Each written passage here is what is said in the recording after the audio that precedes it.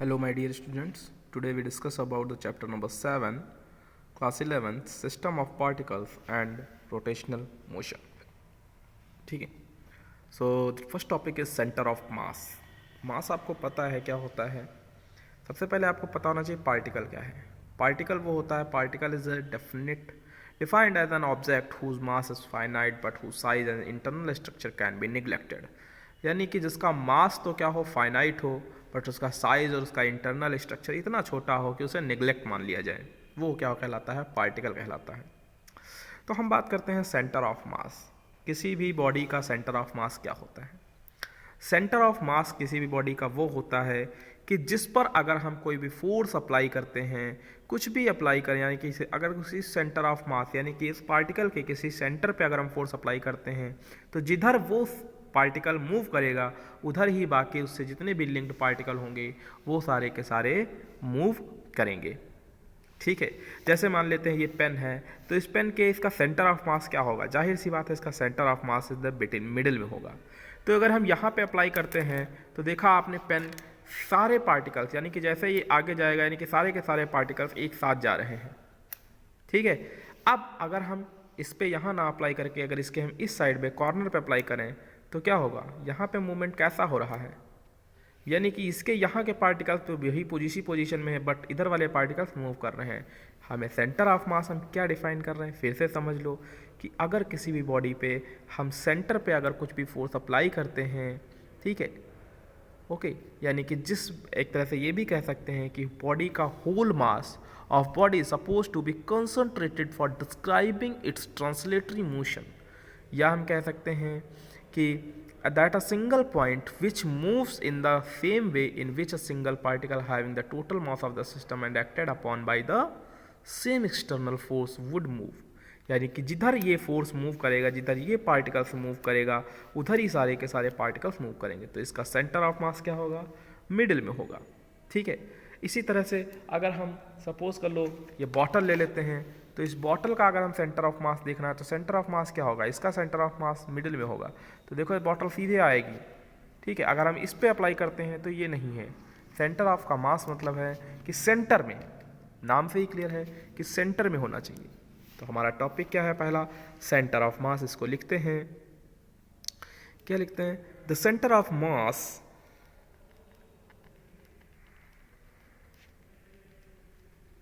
the center of mass of a body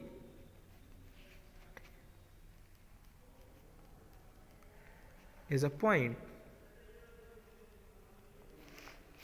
where the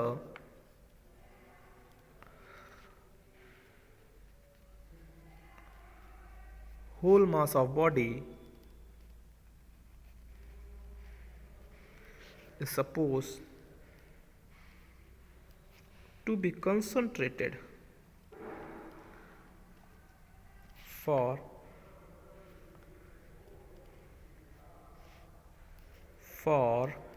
describing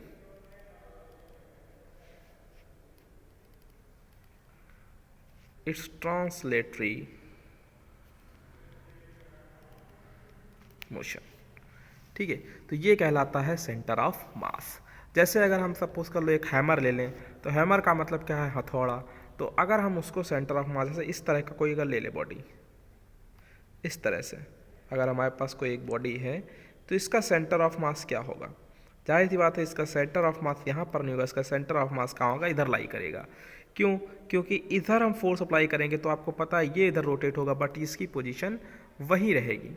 ठीक है. इसको कैसे भी अगर हम ऊपर से नीचे डालते हैं तो ये जब भी गिरेगा तो इसी के बेस पर गिरेगा, यानी कि जिधर सेंटर ऑफ मास लाई कर रहा है, जिधर सेंटर ऑफ मास वो पार्टिकल जो सेंटर में है, अगर वो पार्टिकल जिधर जाएगा उससे कनेक्टेड जितने भी पार्टिकल्स होंगे वो भी उसी डायरेक्शन में मूव करेंगे.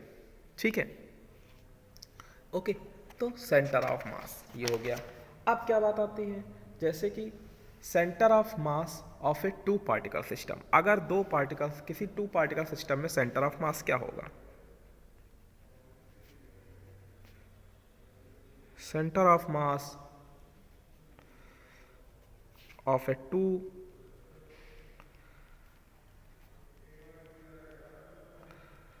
Particle system.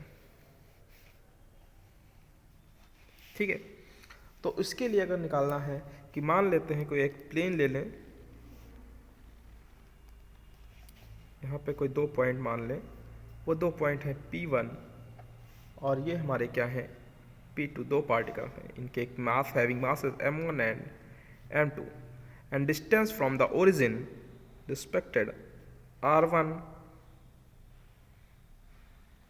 And r2। तो what would be the centre of mass? तो क्या होगा सेंटर ऑफ मास?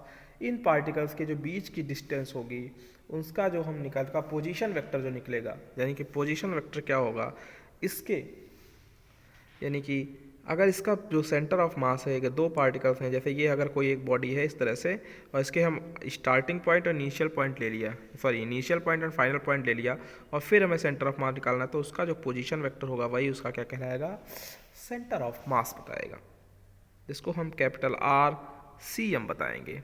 ठीक है, और ये हमारा क्या है पॉइंट C जो डिनोट कर रहा है, इसकी जगह मान लेते हैं, जैसे मान लिया हमने consider a system of 2 particles, a system of 2 particles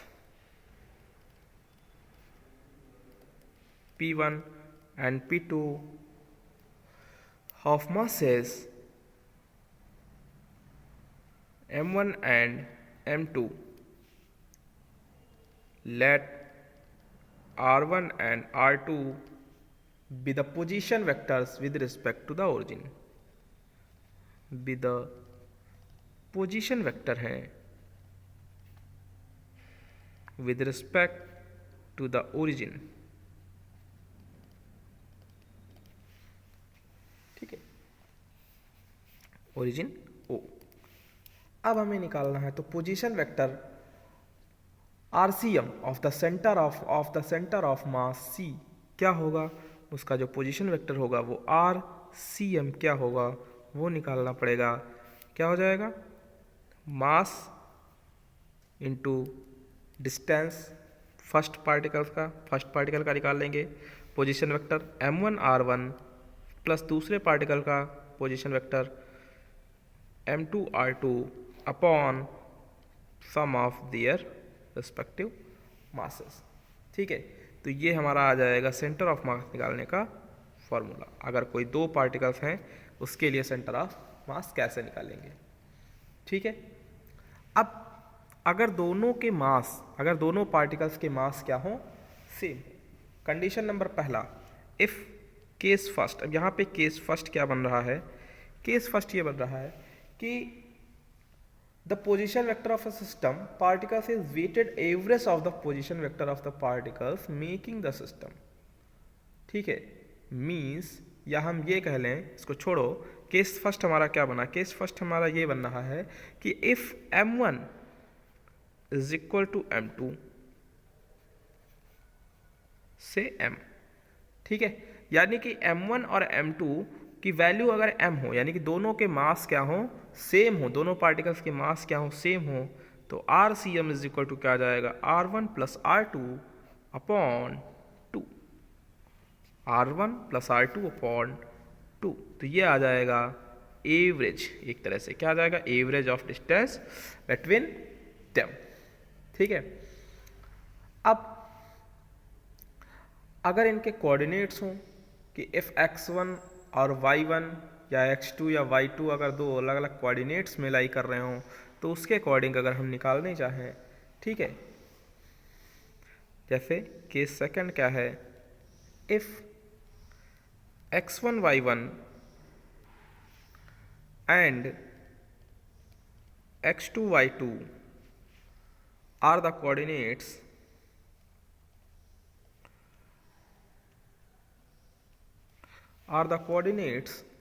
of the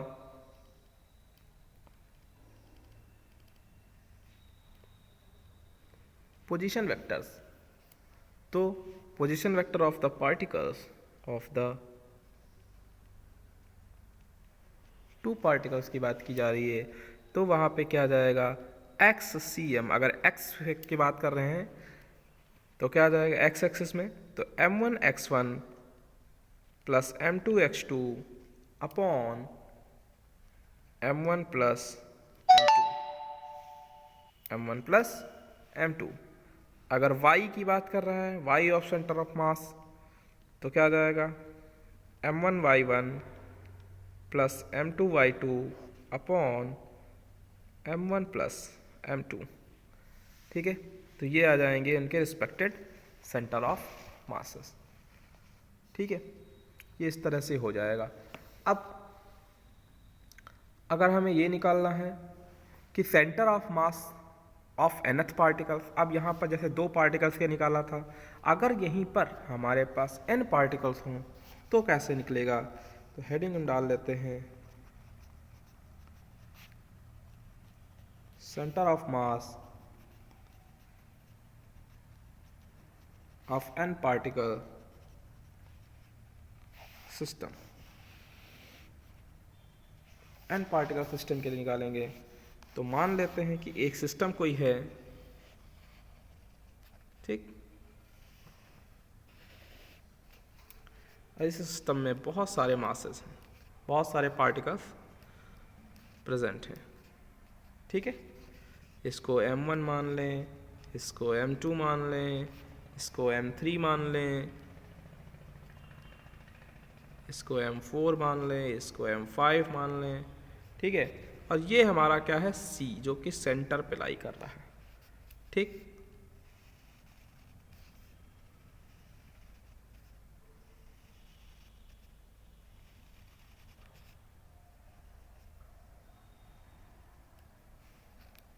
ठीक है, तो ये R1 हो गया, ये R2 हो गया, ये R3 हो गया, ये R4 हो गया, और इस तरह से ये क्या हो जाएगा RCM। ठीक है, तो सेंटर ऑफ, तो total mass of the system, तो अब हम बात करते हैं total mass of the system is, मान लेते हैं कैपिटल M, और capital M is equal to क्या आ जाएगा m1 plus m2 plus m3 plus so on mn। ठीक है, और पोजीशन वेक्टर क्या हो जाएंगे इसके,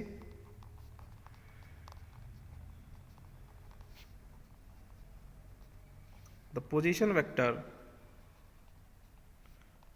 RCM of the center of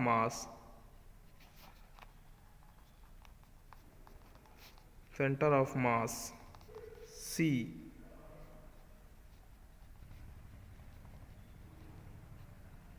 can be obtained by adding the products of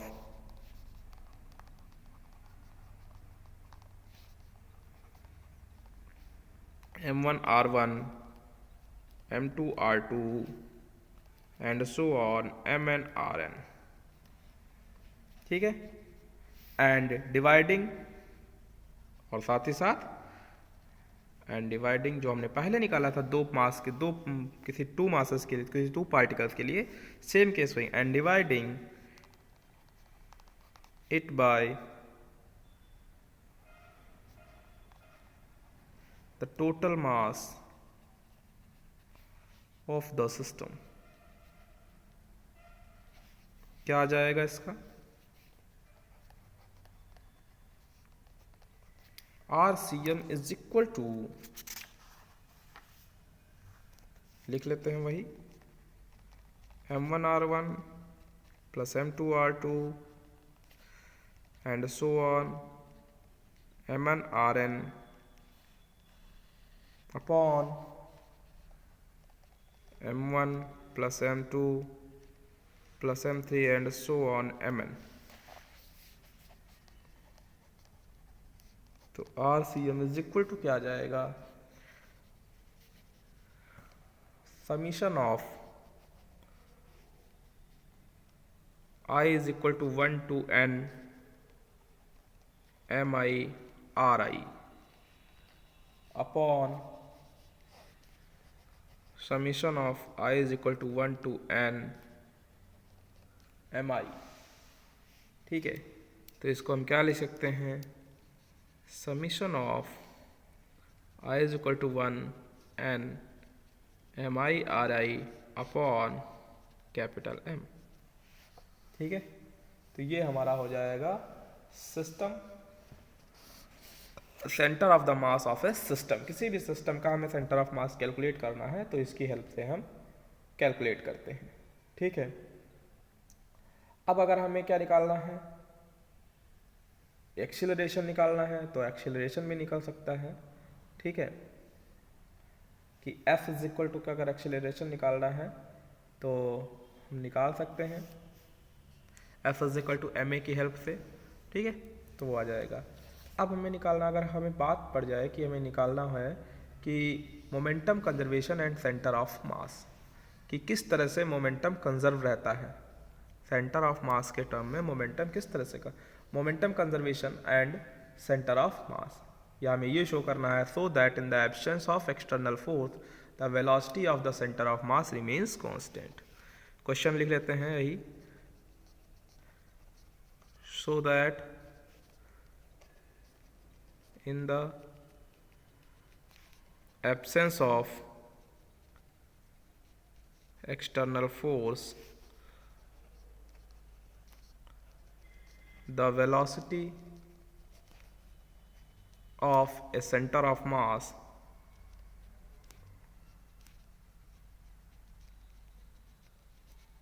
always conserved। तो हमें दिखा देना है, किस तरह से दिखाएंगे कि अगर एक्सटर्नल फोर्स नहीं लगा है किसी सिस्टम पर तो उस पर एक्सेलरेशन कितना होगा, उस पर जब किसी, जैसे कि according to second law of force क्या होता है, F is equal to ma। ठीक है, यहाँ पे कैपिटल M मान लें क्योंकि M सिस्टम की बात कर रहे हैं, और ACM ये हमारा क्या है, centre of the mass, acceleration की बात कर रहे हैं। तो अगर हमारा F क्या है 0,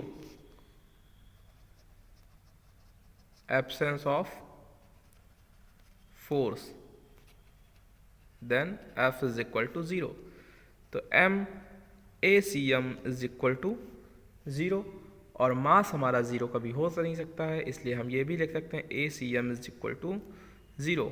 ठीक है, सपोज कर ले मास की वैल्यू अगर 1 मान लें, ठीक, तो A इज इक्वल टू क्या होता है, A को हम क्या लिख सकते हैं, dVCM, dV/dt होता है ना, dVCM upon dt is equal to 0। तो as the derivative of constant is 0,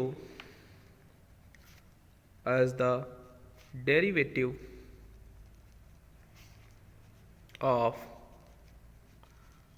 constant is 0, so VCM is constant। ये आ गया। ठीक है, ये हमने दिखा दिया कि अगर किसी भी